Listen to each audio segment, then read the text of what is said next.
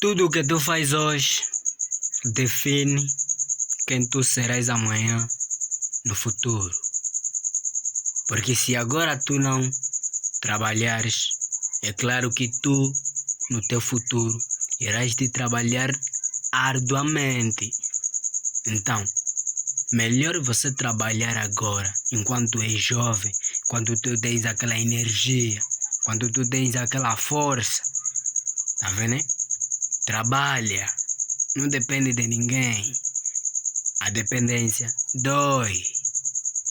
Assim tu queres mesmo, quando você chegar naquela idade dos 50, 80, te faltarem respeito